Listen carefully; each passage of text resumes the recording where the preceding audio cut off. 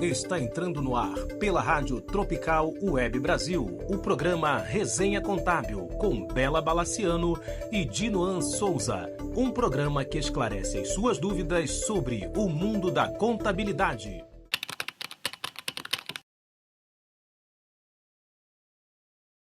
Olá, ouvintes da Rádio Tropical. Está começando mais um Resenha Contábil. Eu, Dinoan Souza, junto com Bela Balaciano, apresentamos o programa Resenha Contábil. E hoje temos a honra de receber Renato Mansur, profissional contábil há muitos anos, e ele se dedica não só ao seu lado empresarial, como também ao seu olhar sobre o nosso segmento contábil, né? Auxiliando em tudo que é necessário. Mas sobre ele, a Bela depois irá falar. Hoje vamos dar alguns avisos, tá? E depois iniciaremos o nosso programa. Bom, lembrando que o prazo final da SF é 31/7, então faltam apenas 7 dias. Peço vocês atenção àqueles registros que estamos falando desde o início, que é o Y570, Y600 e o Y672. Agora também, gente, muitos casos essa semana, muita gente que eu conheço com problema. Atenção na ficha de apuração do imposto de renda e da contribuição social. Por quê? Muita gente utilizou perdecompes relativo à recuperação de crédito ou sobra de crédito de um trimestre para o outro. Então, atenção, verifique se eles estão homologados para evitar problema com a sua SF, ok? Bom, outro aviso rapidinho, é a atualização no E-Social, a portaria 1131 de 2025. Muita atenção, porque ali já está se falando dos valores das multas. Então, tem multas que podem chegar até 3.782. E quando a gente fala isso, não é uma multa geral, mas sim uma multa per capita, né? Então, se você tiver 100 funcionários, imagina, né? Bom, a Receita lançou um novo serviço digital de emissão e consulta de certidão. Eu falei disso semana passada, volto a falar.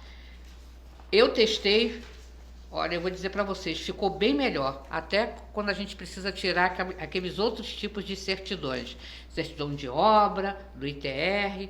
Então, vale a pena entrar e conferir e ler lá o passo a passo, que ela ficou melhor, não só para tirar a certidão, como também para verificar a regularidade das empresas. Bom, outra coisa também, os contribuintes têm até 30 de setembro para fazer a nova declaração do imposto territorial rural. Então, atenção, houveram algumas medidas que vieram até beneficiar o produtor rural, né? Então, fiquem atentos, leiam, não vou me alongar, porque hoje o nosso programa ele tem muito conteúdo, entendeu? Mas a principal mudança foi a dispensa do ADA. E isso é muito bom, porque para muita gente isso é fundamental. O ADA é o ato declaratório ambiental. Então, muita atenção e muito cuidado. Vou passar a palavra para a Bela, para que a Bela faça a apresentação do nosso convidado. Boa tarde a todos. Primeiro eu queria agradecer a Dinoan pela condução do programa na semana passada, que eu estava ausente. Infelizmente eu tive que ir para a emergência por um motivo de saúde, né? Mas ela conduziu o programa muito bem. Então, gostaria, dentro dos lembretes, gostaria de lembrar também que quem tem problema de RAIS de 1996 a 2022 deve fazer a RAIS até o dia 8 de agosto. Deve retificar, acertar ou até fazer a RAIS até o dia 8 de agosto. Né? Bom, o nosso convidado de hoje é Renato Mansur, que é um empresário, tem atuação mais de 30, 40 anos, não sei, eu já perdi as contas, eu estou sempre perdendo as contas. Ele se destaca porque ele tem um olhar voltado para o coletivo, sempre ajudando os profissionais, né? Atualmente é presidente executivo contábil, BPO e terceirização de processo, diretor do IBMEC Rio. Já presidiu o SESCOM e ocupou um cargo de liderança nas áreas de tecnologia, da informação, administração em gestões anteriores. Eu não vou me estender porque ele hoje tem uma finalidade aqui, ele está preocupado e ele tem uma finalidade que é com relação à junta comercial. Então, vou passar a palavra para ele vai falar um pouco sobre ele e depois ele vai falar o que ele pretende falar hoje sobre a junta. Mansur, a palavra é toda tua. Obrigado, Bela. Obrigado de novo pelo convite. Vocês dois agradeço. Bom, para vocês que já me conhecem, para quem não me conhece, sou Renato Mansur, sou empresário contábil há mais de 30 anos, fui presidente 2 vezes do SESCOM, vice-presidente, ocupei várias cadeiras na diretoria, estou no SESCOM há uns 17, 18 anos, enfim. Caminho nessa trajetória, né, até porque a gente, para fazer esse trabalho de representar o setor empresarial, que é o que a gente faz lá, né, uma entidade sindical empresarial, esse é o papel do Sindicato das Empresas de Serviços Contábeis, SESCOM, onde fiz grandes amigos, onde me ajudou muito a evoluir o meu negócio. Então, ali eu tive esse olhar, quando eu comecei no SESCOM, né? Pude ver essa evolução ao lidar com esses empresários. E isso me ajudou muito. Eu queria também levar isso aos meus amigos e assim continuei no SESCOM, né? Em várias diretorias, a Márcia, que eu entrei antes, eu fui convidado pelo nosso amigo, antes da Márcia, eu sei. Lindinho, Dr. Lindbergh. Então eu entrei quando o Lindbergh era presidente, a Márcia era vice-presidente, enfim, e vim caminhando.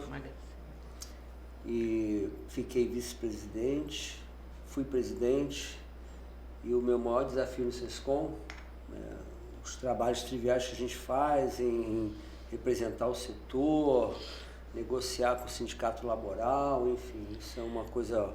E o maior desafio que você teve foi a pandemia. Exatamente, né? Então, assim, no momento mais difícil da história, né, talvez nós não possamos viver uma situação tão ruim quanto essa. Naquele momento meu mandato acabava e eu tive que ficar porque eu não tinha como abandonar o barco naquele momento, eu como comandante daquele navio não podia abandoná-lo, né? Então não o fiz pelo carinho que eu tenho pelo SESCOM, pela consideração que eu tenho pelo setor empresarial, me mantive lá, né? Graças a Deus fui muito ajudado pela diretoria, sempre tive uma boa diretoria que me apoiou muito nos meus trabalhos, enfim. Pude também ter a parceria com o Conselho Regional de Contabilidade, que fez uma grande parceria, né? A gente vem ao longo do tempo aí mantendo essa parceria com o Conselho Regional de Contabilidade do Estado do Rio de Janeiro. E o Samir, doutor Samir Neme, que todos conhecemos, era presidente lá, enquanto eu era presidente do SESCOM e vice também, né? Ele foi vice do Ladeira. Então a gente conseguiu, nesse momento de maior dificuldade, desafio, a gente conseguiu junto ultrapassar esse momento e entregar um bom trabalho à classe contábil. Então, ali no SESCOM foi isso. E eu continuei, né? Hoje eu estou na junta comercial, fui suplente do Dr. Antônio Miguel, como vogal, vogal suplente, mas mesmo na minha suplência eu fui muito à junta, eu fui considerado o suplente mais ativo da história da junta comercial. Que suplente eu ia sempre, fui muito bem recebido lá pela turma, que era o Marquinhos, lá de Bangu, que ali se vocês, assim, até para falar um pouco do colegiado da junta comercial, né, que é um colegiado eclético, e a junta avançou muito graças a esse colegiado, que é tido por muitos empresários, né, ali é um colegiado composto por conselhos regionais, cadeira das associações comerciais, cadeira do governo do estado e governo federal, né? Então, normalmente, senta uma liderança empresarial nessas cadeiras. Esse colegiado dirige a junta juntamente com o presidente. E eu acho que o grande diferencial, minha maior experiência na junta, né? Porque, para ser sincero, eu nunca fui eu não sou político, não sou servidor público, sempre fui empresário a minha vida inteira. Mas eu tive essa bela experiência na junta comercial, né? E em alguns lugares que eu vou representar a junta, eu digo, quem de nós não queria ter em todo o serviço público desse país uma junta comercial para nos atender, como a do Rio de Janeiro.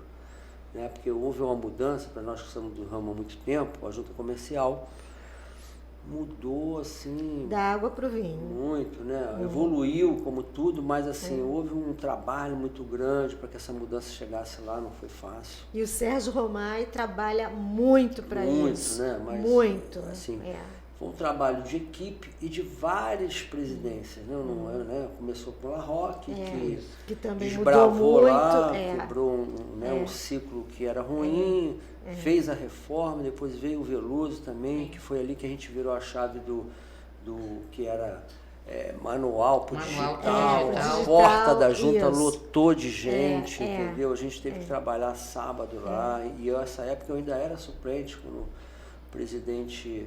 E eu era vice no SESCOM e era suplente lá. Mas fizemos um trabalho, né, contínuo, e aí a coisa foi evoluindo, né? Depois veio o Vitor Hugo. Depois também. Ficou um tempo também o nosso amigo querido Afonso Dazimuth, e aí chegamos no Romai, enfim. Então uma trajetória longa para a junta chegar hoje, né? O Romai é um cara extraordinário, é um homem público, um democrata, não posso falar de cadeira, conheço bem, tem um bom relacionamento com ele. Ajuda bastante a classe contábil. Escuta muita gente, ele é um cara que tem um bom ouvido, escuta todo mundo, tenta atender todas as demandas, está sempre com o olhar dele é sempre no foco, desenvolvimento econômico, ajudar o setor empresarial, ajudar o Estado, ele tem muito isso. Eu, assim, tenho muito orgulho de ter o conhecido. Né, e poder hoje estar trabalhando com ele. Sei que ele esteve aqui também, né? Sim. Enfim, então é um cara fora de série. Vai ser difícil para qualquer outro convidado ganhar dele, porque nos grupos o pessoal, mas é uma gracinha esse presidente da junta comercial. Acho que ninguém vai ganhar dele, não. Ele foi até homenageado pela rádio. Que bom, né? Tá vendo? Então não estou falando demais, né? Falei aqui a verdade, né? O que a gente tem que fazer. Isso aí, tem que falar a verdade. Presidente diferenciado que batalhou até hoje, né? Tudo assim, todas as demandas que eu levo, do plantão, presidente, olha, a situação está assim, está assado, Mansur, carta branca, resolve e tal. E a gente vai com jeito, com humildade, né? Também tenho muito a agradecer a casa, os servidores da junta comercial, porque assim, eu sou muito bem atendido. A gente tem que saber ter aquele jogo de cintura para lidar com todo mundo. E assim, a minha trajetória lá como suplente, atuante, depois ocupei a cadeira, estou ocupando a cadeira hoje de vogal, né? Eu estou, né, num segundo mandato.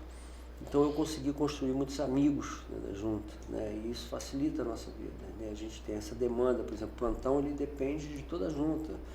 O problema hoje está no cadastro, o problema hoje está na Secretaria-Geral, que nos ajuda a resolver, o problema está, enfim. Então, temos vários setores que nos ajudam. Então, aqui eu quero fazer uma referência a todos os servidores e prestadores de serviço da junta comercial, porque a gente tem esse diálogo, tem essa boa vontade. O presidente conduz, né? Então, assim, as lideranças, os superintendentes que ocupam os cargos, né? Secretário-geral, superintendência de cadastro e registro, ITI, enfim, então todas as pessoas estão alinhadas com ele. Então assim, o pedido é sempre aquele, nós temos que ser ágil, entregar o usuário, que é o dono da casa, que é o empresário, a gente tem que fazer tudo para atender rapidamente, liberar os processos, porque o empresário não tem tempo para perder. Se nós estamos aqui, é porque tem alguém que paga a taxa lá embaixo. Claro, quem paga a taxa é o empresário. Então, tem essa visão, a gente conseguiu construir esse bom relacionamento. Então, eu quero aqui ressaltar o trabalho de toda a casa, das superintendências, registro, TI, a Secretaria-Geral, em especial também aqui eu quero fazer um agradecimento ao Júlio, da Secretaria-Geral, Julinho, né, que é o nosso assistente lá, que atende, né, e faz a interface entre os setores, né, todo o pedido que chega, os plantões eu recebo, avalio com ele, o secretário-geral, e ele é aquela pessoa que faz a interface com todos esses setores que eu falei agora, que eu agradeci, né? Mas o Julinho é uma peça fundamental que eu quero aqui fazer um agradecimento especial. Eu queria falar também da Bianca, né? A Bianca também Bianquinha, ajuda muito. Muito, Bianca. Muito, aí assim, eu não quero aqui nominar todos, porque senão fica difícil, né? Fica Então, difícil, assim, acaba... então, aí a por pessoa, isso eu poxa, fiz. falou de mim. Mas então, nesse meio tempo, você agora é o que está como responsável pelo plantão do Conselho e do SESCOM, não é isso? Exatamente. Lá no CRC tem um convênio SESCOM-CRC junta. Então lá a gente tem um representante do CRC também que atende. E hoje quem está atendendo pelo CRC é o Newton, né, que também é diretor do SESCOM. Então a gente tem um bom relacionamento. Uma terça é ele, outra terça sou eu. E no SESCOM eu atendo todos os dias, todas as necessidades dos associados. Quem precisar de atendimento, como faz? Tem que, na verdade, eu enviar um e-mail associado, né, para o societário, @sescom. Envia o e-mail e aí a gente avalia, vê se, até os não associados a gente atende. Também. Até porque eu tento, com isso, com o tempo, convencê-lo a vir a ser associado, né, a participar desse grupo seleto de empresários contábeis. Entender a importância, né, do associativismo. Entender a importância do associativismo. Isso é uma outra luta que a gente tem ao longo do tempo, né? A gente procura falar sempre nisso, porque é o seguinte, o SESCOM para nós, só para entender, assim, para as pessoas entenderem com mais facilidade, a Fiesp da contabilidade é o SESCOM e a FENACOM, tá certo? Os que representam o setor empresarial, e nós como empresários contábeis que assim, assessoramos mais de 90% das empresas nesse país, que terceirizam, né, esse serviço contábil, fiscal, de contabilidade com as empresas contábeis. Então a gente assim, representamos todos os setores. Então assim, a gente tem que entender que o SESCOM e a FENACOM fazem um trabalho gigantesco. Então, assim, não é você pagar uma associativa, ou seja lá, a contribuição sindical, que hoje não é obrigatória, já querendo alguma coisa de volta em troca naquele momento. Você tem que ter um olhar de longo prazo de representatividade que o SESCOM tem, que você é um empresário. Então, eu digo assim, não, eu estou tranquilo, porque eu tenho uma entidade que nos representa, né? A gente tem... Nossa voz, né? Nossa voz, nosso escudo, tá certo? Vai lá na Receita Federal discutir, vai em Brasília, a gente tem representação no Congresso, no Senado, para discutir legislação, os projetos de lei que é de interesse da desburocratização desse país. Então, a gente trabalha em várias frentes. Então, assim, o olhar do associativismo é esse, tá certo? A gente tem que levar isso para o país, para que as pessoas... Não é só no nosso setor, mas em todos os demais setores empresariais, tá certo? Você tem que se apegar a todos que estão no seu setor ali para você se unir e se tornar mais forte, trocar ideias, saber como é que funciona melhor o seu setor, enfim. Então, eu aqui faço essa campanha, faço esse apelo a quem nos assiste, que pense nisso. Então, repetindo, quem precisar de algum atendimento, manda um e-mail para o societário @sescom _rj. Não é ponto .gov, não. .org.br. Então tá. Bom, e aí? Vai falar um pouquinho dessas mudanças da junta? Falando nisso, né, eu trouxe aqui as duas principais mudanças que eu acho que a gente tem que trazer aqui para o público. Uma, né, é com relação à quantidade de fraudes que aumentou muito no Brasil, mas não é na Junta Comercial do Rio de Janeiro, em todas as juntas do Brasil. A gente percebeu, teve essa percepção, né? Isso é medido por uma estatística real. E aqui, para ser bem prático, eu posso dizer para vocês como é que isso acontece, né? Porque a Junta se preocupou com isso, em melhorar a deliberação 168 e a 170, exatamente para poder agilizar os processos que estavam causando dificuldade àquelas pessoas que sofriam essa fraude. Eu não vou nem só chamar de fraude, mas de um sequestro de empresas. Como é que isso acontece? Assim, bem rapidamente na prática. Você tem uma tua empresa, cuida dela durante décadas, tá certo? E aí, de repente, quando você vai lá uma hora, que você não fica o tempo inteiro tomando conta da empresa, né? Mas você coloca lá o certificado digital para imprimir uma guia ou imprimir uma nota fiscal para mandar para o teu cliente, você vê que você não é mais dono da tua empresa, porque o certificado não funciona. Aí você vai testar, ver o que foi, pô. Aí tu... Conclusão, o cara vai lá, olha lá, bom, o dono da empresa agora não é mais sou eu, é outro cara que é Pedro, Antônio, João, não sei mais quem. E aí o que ele tem que fazer? Ele tem que correr atrás para poder, né, retomar a sua empresa, né? Só que isso levaria meses para ele conseguir. Num processo normal, que tem um devido processo legal, você tem que dar, né, você tem que escutar as partes, o cara vai fazer uma queixa-crime. A junta só pode fazer alguma coisa nesse caso se realmente houver já um processo, ou a partir do momento que o empresário identifica essa fraude, ele pode levar à junta e a junta tomar alguma medida? Não, assim, o processo, o devido processo legal está lá no Código Civil, enfim, quais são os trâmites que você tem que fazer, né? A gente procurou, na verdade, encurtar esse processo, porque você não pode passar por cima da lei, né? Independente de qualquer coisa, a fraude existe desde que o mundo é mundo. Desde que antes de nós nascermos. Enfim, então não tem jeito, então você cumpriu o devido processo legal. O que a junta se preocupou, o presidente Romai e a FENAJU, né, a gente tenta pensar em conjunto com as demais juntas para facilitar esse trabalho, é exatamente isso. O que a gente pode fazer para tornar esse processo mais célere, para que a gente possa identificar do problema e visto que realmente é uma fraude, porque aqui a gente tem que dividir em dois tipos de tentativa de fraude. A fraude, que é fraude mesmo, de um bandido, de um 71 que está tentando, né, ali levar a sua empresa, e aqueles processos de fraude que são litígio de sócios, né, que por alguma razão o outro acha que o outro falsificou a assinatura dele, estão lá numa discussão jurídica que vai, enfim, então essa é um outro tipo, é o mesmo processo, porém esse aqui a gente tornou ele mais sério. Por quê? Porque você identifica de imediato, né, o cara, o que ele vai fazer? Essa deliberação a 168 e a 170 que veio com essa finalidade, ele vai primeiramente fazer uma queixa na delegacia, vai peticionar no Fale Conosco, a central de ofícios, a junta toma conhecimento disso, já recebe esse processo com mais celeridade, todos eles ela tem uma prioridade esse processo. Visto, apresentadas essas duas peças, a gente vai identificar lá o documento, escuta o empresário e verifica, né? Porque você logo vê ali que, realmente a assinatura aqui não tem nada a ver com os outros dezenas de alterações contratuais, né, que eles assinaram. Então, você já de cara você identifica que é. Mas, assim mesmo, você tem que cumprir alguns requisitos legais, né? Formalizar, mandar notificação.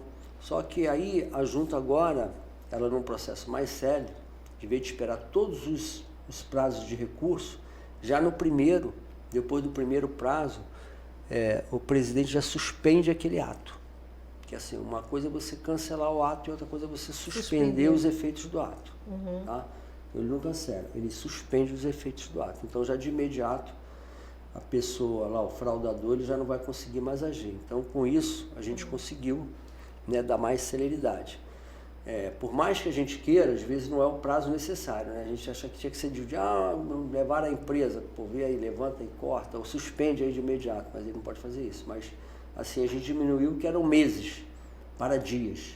Então, assim, dentro do próprio mês a gente consegue já suspender o ato. Então, isso é uma medida. E a medida que vem em seguida, né, a deliberação 170, que foi pensando exatamente nisso. Como é que a gente pode proteger mais? O que a gente pode fazer para proteger mais o empresário? Tornar os processos todos digitais. Então, ele vai ter que assinar somente com certificado digital, com a chamada assinatura qualificada, que o GovBR também tem, né? A partir do ouro, enfim, entendeu? Então, a assinatura digital. Essa mudança, que foi excelente, porém ela traz um certo transtorno. Você sabe que inicialmente as pessoas não leem, não veem, né? Não acompanham, assim, todo mundo muito, a vida muito atribulada, a gente entende. É sempre difícil, né? Você está acostumado ali dar entrada no processo de um jeito e de repente, pum. Então a gente criou as exigências próprias já para colocar lá, explicando o que é. É só o cara ir lá, olhar, substituir aquele ato. Por quê? Porque o documento assinado digitalmente, quer dizer, a junta, para fazer isso, ela teve que fazer uma série de mudanças internas na área de TI, certo?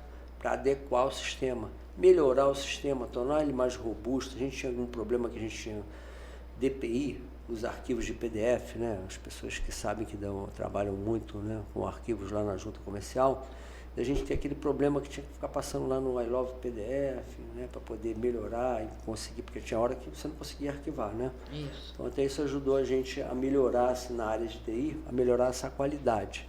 Para quê? Para que você pudesse arquivar os documentos com mais celeridade. E qual é a forma de você fazer isso? O que acontece? Um ato, seja ele ata ou seja ele contrato social. Na ata, presidente e secretário têm que assinar. Se o presidente e o secretário assinar digitalmente, você está dispensado da declaração de autenticidade. Isso é uma etapa, tá certo?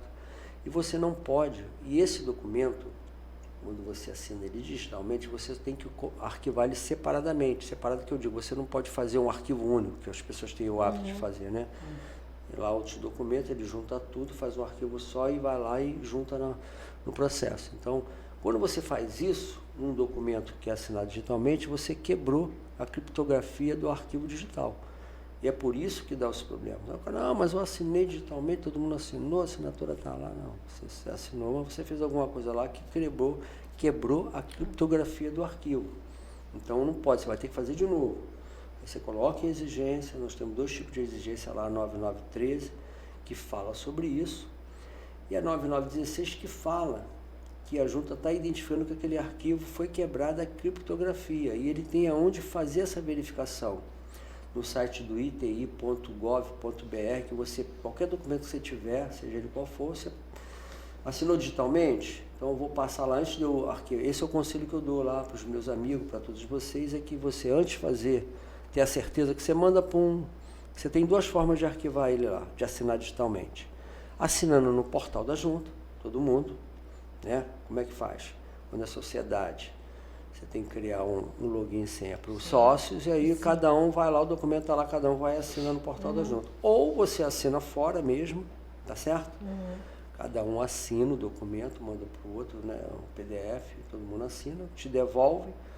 Você faz essa verificação no ITI para ver se está reconhecida aquelas assinaturas, e aí você vai arquivar, porque às vezes a pessoa modificou o documento e não te falou, né? E às vezes não é por maldade, por exemplo, tem um documento lá de 5 páginas, só que o cara assina e depois ele verifica que tem uma palavra lá que estava errada, ele vai lá e substitui a página. A página, só que o sistema ele identifica isso, que alguma folha daquele documento foi substituída. E aí ele começa a dar esse problema. O cara jura que assinou e ele assinou digitalmente. Só que ele fez isso. Não fez intencionalmente, mas fez. E aí a gente tem que ficar batalhando. E isso tem aumentado muito o trabalho da junta no sentido assim. Você imagina, se eu analiso um processo e defiro, foi embora, acabou. Se eu analiso um processo e coloco em exigência, ele vai e volta. Então, essa quantidade de exigência aumenta o volume de carga de trabalho de julgador e de vogal. Porque ele fica indo e voltando. Se via 20, agora vai vir 40, que vem 20 de novos processos, mais 20 das exigências que foram e voltaram. Então, assim, é importante a gente trazer esse esclarecimento para que as pessoas avaliem e leiam a exigência com cuidado, que é uma outra coisa que as pessoas não fazem. E a gente se preocupou, sabe que a exigência lá tem 2, 3 linhas explicando os casos. A 9913, que a gente coloca primeiro, para falar que agora o documento tem que ser digitalmente, isso e tal. E se a pessoa insistir, a gente bota a outra 13, que é para dizer, olha, o documento está identificado pelo sistema da junta que ele tem uma quebra de criptografia, então você vai ter que fazer de novo, enfim. Então, assim, as pessoas que estão mais preparadas, a gente sente que vai e volta e tal. Fale conosco da junta, que, por exemplo, eu entrei com o processo, caiu em exigência, não sei o que fazer, eu posso entrar no Fale Conosco, pedir ajuda, explicação? O Fale Conosco também dá essa explicação, porque na verdade a exigência é uma exigência já padronizada. E aqui eu quero falar que houve uma mudança, também a junta fez essa mudança lá, melhorou muito a qualidade do tipo, né, do texto das exigências, para adequar ela, né, umas respostas mais atuais e tal. Isso melhorou muito. Inclusive, essas exigências, essa mudança, ela veio trazer um outro benefício para a gente também, que é ter uma estatística de quais as exigências que a gente tem mais. Que é para a gente, né, a intenção da mudança, né, desse corpo de exigências, padrões que tinham lá, é exatamente esse, certo? Para que a junta possa identificar que tipo de exigência os processos caem mais, e aí você poder melhorar o atendimento daquilo ali. Né? Então, esse é um outro papel também que a junta fez. Sempre nos eventos do SESCOM, quando a Paloma ia, ela sempre falava isso. A gente não quer que caia exigência. Lógico, ela tá retrabalho. A exigência é retrabalho. Vai e volta, a gente trabalha tudo de novo. A gente não quer, mas tem situações que é inevitável, tem que botar em exigência. Não tem jeito. E a gente, às vezes, assim, outra coisa que também o usuário tem que entender, você coloca uma coisa de exigência, 1, 2, 3. Eu até sou uma pessoa que tenho bastante paciência, porque eu sempre estou pensando no empresário, mas tem julgador lá que, assim, se o cara insistir, ele vai indeferir o teu processo. Então, você tem que procurar entender a exigência. Então, fica aqui a dica. Nós temos o plantão do CRC SESCOM, que é toda terça-feira, o atendimento, tem que ligar para lá e agendar. E temos o plantão do SESCOM também. Então, assim, se a pessoa não está entendendo a exigência, não está conseguindo, né, captar, porque eu nem vou colocar aqui... A junta tem algum plantão também? Algum atendimento? Não tem. Esse é o papel do setor empresarial. Foi isso que nós criamos. Então, é esse o olhar que a gente tem que ter, entendeu, gente? Assim, o setor público melhorou, e isso é uma experiência que a gente tem, e a gente tem que aplicar em outros órgãos, em outros setores, de fazer essa parceria. Eu acho que o plantão... do lado de cá, né? Eu acho que o plantão melhorou bem, porque sou mais velha que você. Eu lembro que quando a gente tinha exigência, que a gente tinha necessidade de falar ou com vogal ou com julgador, sim, entendeu? A gente ia lá para a junta comercial, e muitas das vezes ainda não tinha o sistema de agendamento, esperava para ser atendido, subia, era atendido, e muitas das vezes... Não é nem julgar. Muitas das vezes ele já estava cansado, porque ele às vezes me repetia 1000 vezes aquilo, porque sempre existe uma exigência, sempre, que vai ser cometida por muitas pessoas. Então chega uma hora que a pessoa que está ali dando orientação já não aguenta mais repetir. Então eu acho que o plantão criado tanto pelo SESCOM quanto pelo CRC deu assim um up na qualidade, muito, para auxiliar o profissional. E fora que, honestamente, a gente às vezes até se aproveita dos amigos, entendeu? Para explorar e pedir o help, entendeu? Porque eu sou uma pessoa assim, eu vou ler. Se eu chegar ao ponto que eu não consigo entender ou entendimentos, aí sim, aí eu vou atrás. Fora disso, eu vou sim. Eu acho que a junta avançou muito nesse sentido, né? E o olhar é esse, amadurecer as coisas, melhorar a ideia, né? Sempre podemos melhorar. Tudo aquilo que a gente faz que é repetitivo se pode melhorar, ser mais produtivo. Então, eu acho que a junta avançou muito nisso. Assim, o atendimento, eu tive uma experiência muito grande, que eu já estou atendo no plantão há vários anos, né? Sempre fiz esse papel, independente de qualquer coisa, as pessoas me ligam, mandam zap, né, eu sou uma que já te recorri, eu já te recorri várias vezes. Eu digo que no plantão da junta comercial são 2, né? Não, você é meu amigo também, mas o outro também é meu amigo. São 2 que sempre ajudaram muito, você e o Doninho. Sim. Doninho também sempre com paciência. Muito, E o plantão começou lá na época do Doninho, que foi Doninho foi o Júnior, né? Foi o primeiro representante do SESCOM na junta comercial. Essa cadeira foi um trabalho que o Carlos Larroque fez na época, disponibilizou a cadeira. Eu estava na diretoria nessa época, o Dr. Hélio também, aliás, eu aqui quero fazer uma referência ao Dr. Hélio Doninho, que por causa dele a culpa de eu estar lá no SESCOM dele, né? Ele que ficava me capturando naqueles eventos que eu ia antes de estar mesmo associado ao SESCOM, conhecia, mas não ia.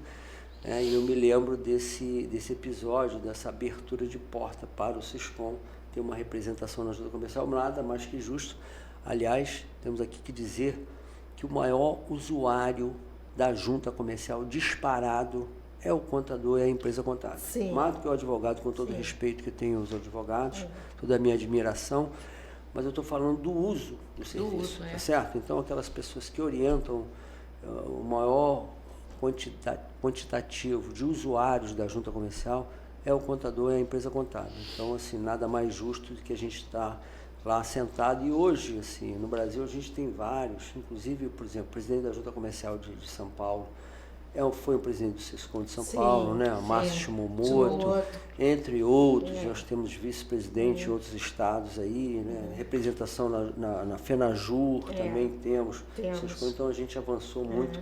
E aqui faço essa referência que é para a gente, mais uma vez, entender a representatividade que tem essas entidades e o olhar que a gente tem que ter de amadurecimento para o associativismo. Certo? Ressalto aqui os meus amigos aqui que estão nos escutando e que vierem a nos escutar depois, que pensem nisso, que quando vão lá fazer a contribuição, dá esse dinheiro com amor, se sinta um empresário mesmo, né? Que eu acho que o cara que é empresário, ele faz isso com o maior carinho, com o maior desprendimento. Pô, tô dentro, sabe como é que é? Me chamou lá para qualquer negócio empresarial, tô dentro, vamos ter que botar aí, vamos botar. É gente séria? Tamo junto. Então é isso que a gente tem que pensar. Eu digo que não só isso, eu digo que fazer algum serviço em prol da classe. Mas essas entidades... Não importa o tipo de serviço, mas alguma coisa que dê algum retorno em prol da classe, que foi o que eu e ela resolvemos fazer. Perfeitamente. Isso aqui é um trabalho voluntário, né? Vamos aqui falar do trabalho voluntário. E a gente tem que ter esse olhar realmente. Todo custo é nosso, todo empreendimento é nosso, é tudo da nossa cabeça. É mesmo? Vocês estão bancando e tudo? Sim, olha, tudo. Que beleza. Tudo. Que bom, né? Fico feliz de saber disso, viu? De forma nenhuma. Nós bancamos com a cara e com a coragem. Entramos com a cara e com a coragem. Por isso que vocês me convidaram, eu não poderia deixar de vir aqui. Com certeza. Né? Viria de qualquer forma, né? Sabendo disso, então, mais uma maneira e fico muito feliz por isso, por vocês. Você tem uma estatística de percentual dessas fraudes? Não. Assim, eu posso dizer que aumentou, eu não tenho... O caso de fraude, assim, se você for fazer uma avaliação no montante de registros que acontece mensalmente nos comerciais, eles são muito pequenos. São muito, um percentual, vai lá, nem 1% talvez não chegue. Mas isso é muito relevante quando você está falando de um empresário.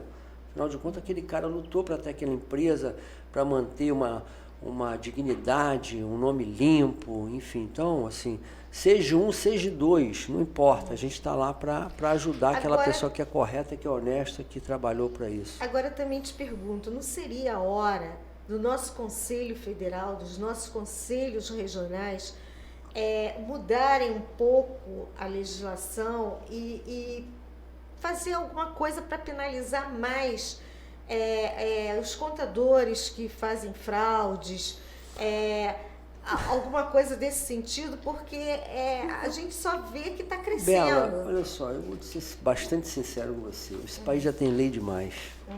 Que as leis que nós temos, até assim, pelo meu entendimento, as leis que nós temos nesse país já é suficiente para tudo.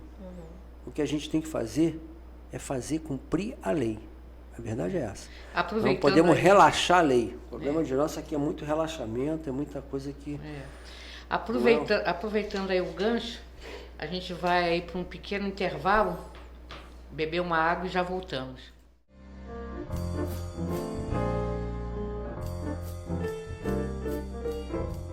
Bom, voltamos aí do nosso pequeno intervalo e agora nós vamos pedir para o Mansur falar primeiro um pouco do que motivou ele aí para a contabilidade, porque cada convidado nosso sempre conta o que levou e o que a contabilidade representa para ele. Bom, Dinuan, assim, eu fui levado à contabilidade por um conselho de uma pessoa lá na minha juventude, nos meus 18 anos, eu estava na indecisão se eu fazia desenho, enfim, né? Ele falou, olha, eu fui trabalhar numa multinacional, tinha a possibilidade deles pagarem mim, iam pagar meus estudos. Eu queria fazer desenho, mas não era uma coisa que eu poderia ter vamos dizer, a oferta de emprego não seria, né? Isso conheceu a minha vida, sempre fui um cara que sei trabalhar, como 95% dos brasileiros, né? Ir e vir todo dia, batalhar, levar o nosso salário para casa, enfim, aquelas coisas. E ele falou, pô, por que você não faz contabilidade? Contabilidade geral multinacional na época, tinha um setor de contabilidade grande lá. Ele falou, pô, tem sempre trabalho, né? Você sabe que contabilidade você vê que nunca falta trabalho. E é verdade, a gente sabe disso. Ao longo do tempo eu constatei isso. Eu sempre fui uma pessoa assim que sempre... acho que a minha maior inteligência foi escutar os bons conselhos. A minha vida, ela foi assim, elevada por isso. Eu sempre fui um garoto levado, porém sempre atencioso com os mais velhos, né? Naquela época a gente tinha um pouco esse tipo de coisa. E aí eu fui fazer, não, eu vou fazer contabilidade. Aí me botaram na Cândido Mendes, escola técnica de comércio a mais antiga do Brasil, né? Eu tive o privilégio de poder estudar na Cândido Mendes, na escola técnica de comércio. E aí fui fazer contabilidade. No primeiro ano eu era o pior aluno de contabilidade, só tirava 2. Depois eu fui melhorando e me tornei o melhor aluno da escola técnica, podia ajudar os meus amigos lá no segundo e no terceiro ano, enfim, então eu evoluí. E quando eu saí de lá, eu lá conheci alguns amigos, que naquela época ainda era aquele escritoração manual, tinha aqueles livros manuais, né? Então, assim, caligrafia bonita, coisa que eu nunca tive. E eu tinha um amigo que estudava comigo, né? Que já tinha trabalhado no escritório, trabalhava ainda, e a gente, idealista, sempre foi muito idealista, muito perseverante, muito batalhador, sempre tive essas características. E aí inventaram a ideia da gente juntar uns 4 lá e abrir um escritório de contabilidade, não sei nem de onde eu tirei essa ideia, né? Eu não tinha nenhum empresário da minha família, não tinha dinheiro para isso, mas a gente resolveu e montamos um escritóriozinho lá na Avenida Paz, em frente ao Ciscom, lá em 115. E começamos lá naquela luta dura, tal, porque naquela época era mais difícil você, assim... O que se esperava de um bom contador naquela época? Você tinha que ter relacionamento com as fiscalizações, senão... Então, assim, você estava tentando entrar num mercado que era um mercado, assim, difícil, porque você precisava ter um prazo de uma longevidade naquele mercado, conhecimento, experiência, esse relacionamento com a fiscalização, porque era tudo manual. A fiscalização tinha que levar aquelas caixas de papel lá para o cara verificar, enfim, todas essas situações. Muitas vezes eu cheguei a alguns lugares, e aí, sendo apresentado, né, correndo atrás de cliente, aquelas coisas todas, e aí quando eu chegava lá na reunião, o cara falava assim, aí trouxe o contador aí, quem é o contador? O cara, normalmente o cara esperava o contador, um cara maduro, né? Tá? O contador é esse rapaz aí o cara olha, não, isso, não posso. Infelizmente, aí o cara desconversava, pô, mas por quê? Por essa questão, entendeu? Então, assim, foi uma luta muito complicada. Sem experiência, não tinha trajetória empresarial na minha família, não tinha contador, não tinha advogado, não tinha nada, e eu falei, não vou desistir, vou continuar e tal. Alguns que começaram comigo desistiram, desses 5, nós éramos 5, dos 4, desistiram, eu continuei, fui o único que fiquei lá batalhando, fazendo outras coisas, vendendo algumas coisas por fora, vendia roupa, vendia prata, mas de contabilidade eu ainda não estava vivendo. Mas um dia a gente acerta, né?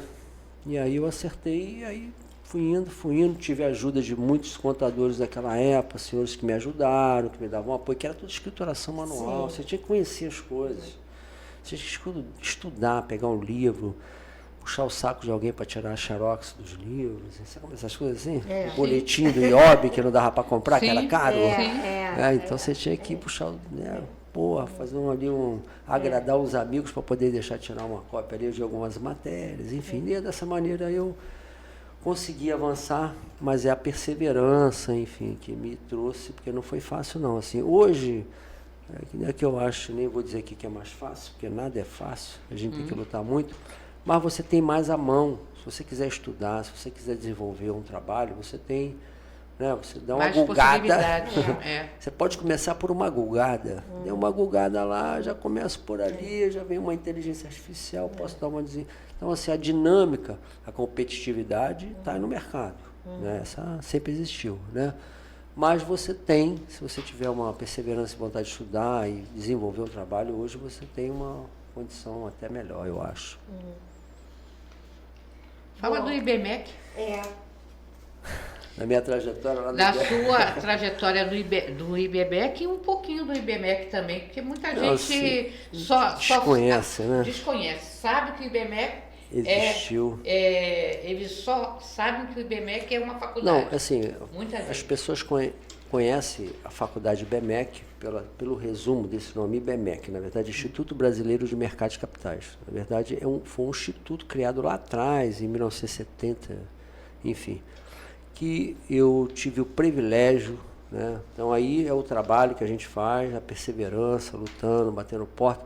Aliás, eu conheci o IBMEC porque eu fui participar do evento do Conselho Regional de Contabilidade lá em Gruçaí, em Campos, tá certo? Então, essas participações nos trazem relacionamento, e esse relacionamento me levou até o IBMEC. Eu conhecia o Instituto, o verdadeiro Instituto Brasileiro de Mercado de Capitais, fundado para, na verdade, alavancar o mercado de capitais brasileiro. Essa era a finalidade do Instituto.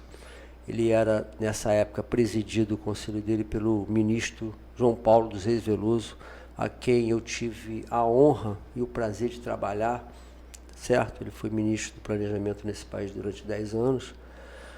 E com ele também o Dr. Enio Rodrigues, que foi presidente da Bolsa do Rio de Janeiro, assim como Paulo Guedes foi vice-presidente dele. Então, assim, eu tive a honra de poder conhecer principalmente esses dois homens.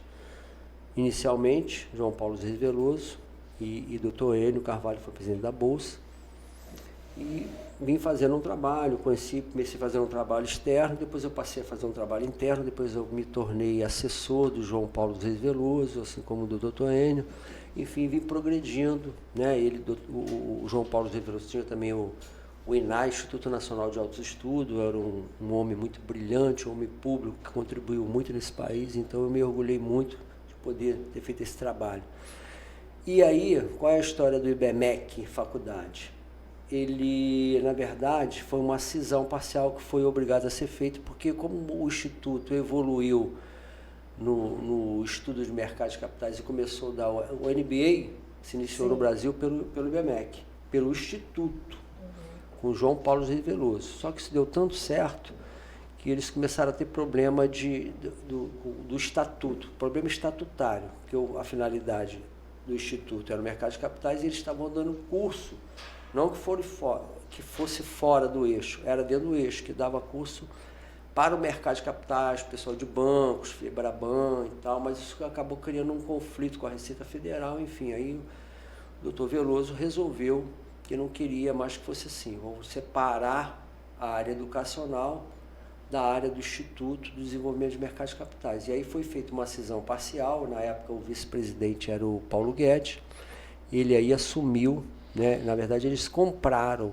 a cisão parcial, foi uma operação financeira mesmo, foi comprada o uso da marca e a parte educacional, que o Paulo Guedes comprou com o Haddad, e aí eles abriram as faculdades IBMEC que todo mundo conhece hoje no Brasil. Né? O Paulo Guedes também tem esse viés educacional, não é a primeira, enfim, né? E assim foi que aconteceu. E eu continuei lá depois, né, fazendo trabalho. Hoje o Instituto, na verdade, ele está encerrado, né? Os fundadores, que é o BNDES, Banco Itaú, uma série de entidades dessas de mercado, né, resolveram extinguir porque, enfim, o mercado se desenvolveu em parte e ninguém quis assumir, continuar tocando no Instituto, depois do Dr. Veloso, enfim. Eu até sou liquidante do Instituto, me tornei o liquidante, nomeado por eles, enfim. Essa foi a história do IBMEC. É uma pena. Bom, agora, como o nosso programa está quase finalizando, uma pena. Tem uma primeira coisa. Primeiro, que você fale para o nosso público que o seu programa vai haver uma continuidade, que você vai voltar numa primeira oportunidade, assim que sua agenda permitir. E aí você vai falar de outras coisas. Queria que você finalizasse a sua fala e tudo mais, mas que você falasse da valorização da profissão e do serviço voluntário, que é uma coisa... Olha, eu entrei muito no voluntário por causa